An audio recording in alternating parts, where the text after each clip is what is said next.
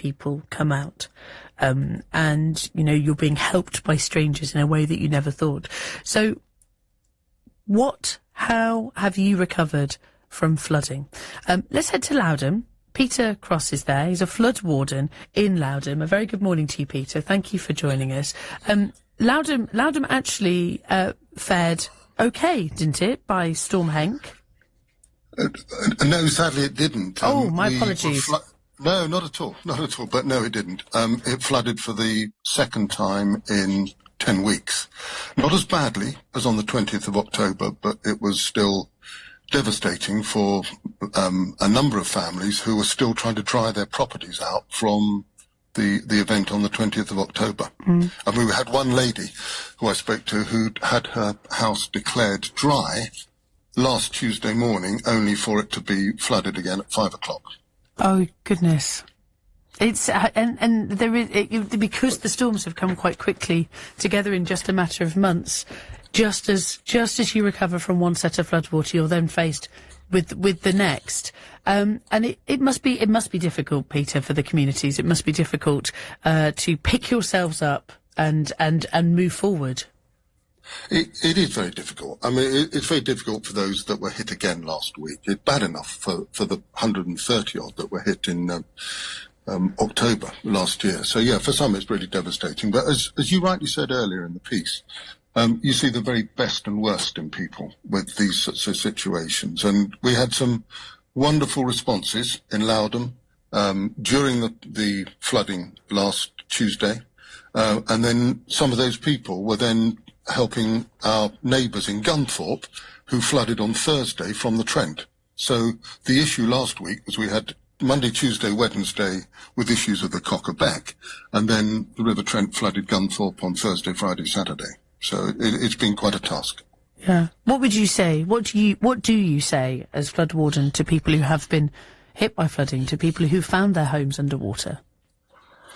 People actually are remarkably resilient, and there's a lot of sort of good humour and some black humour around. But there's only so much you can say, to be honest.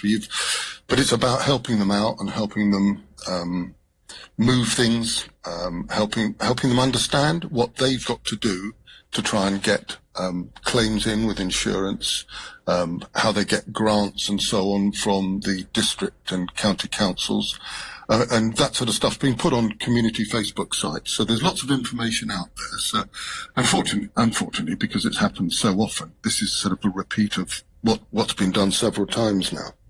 Yeah. Yeah, and it's there. And do you know, insurers and grants, does that move quite quickly, or have you found that is a slightly tardy process?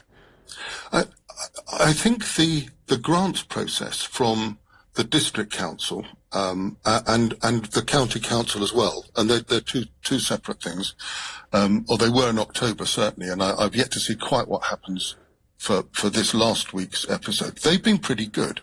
And Newark and Sherwood District Council have done a good job. The streets in Gunthorpe and Nottm have all been cleaned by the street sweepers. Their community protection people have been out on the ground and have been quite excellent. So there's some jolly good things to say about the way the support is coming from some of the authorities.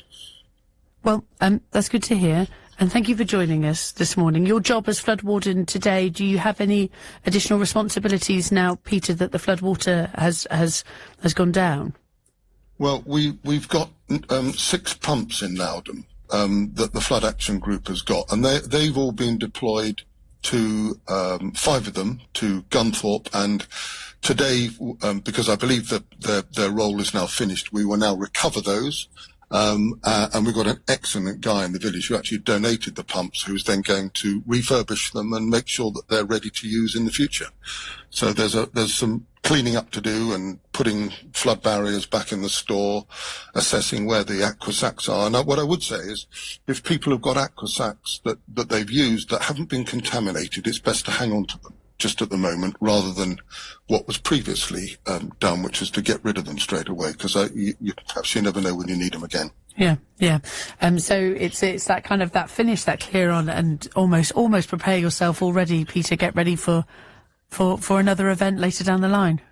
Yes, that's right. And what we're going to do is we're going to be dealing with the lead local flood authority, which is based out of County Hall, with making sure that the flood reporting that they do, called a Section 19 report, is done so that it actually identifies the causes of the flooding in particular locations, and that there are solutions that they're recommending in those reports, so that those sorts of things can be monitored by Councillor Neil Clark and his committee that works out of County Hall, because actually we want them to be well on the case of getting things better in the future.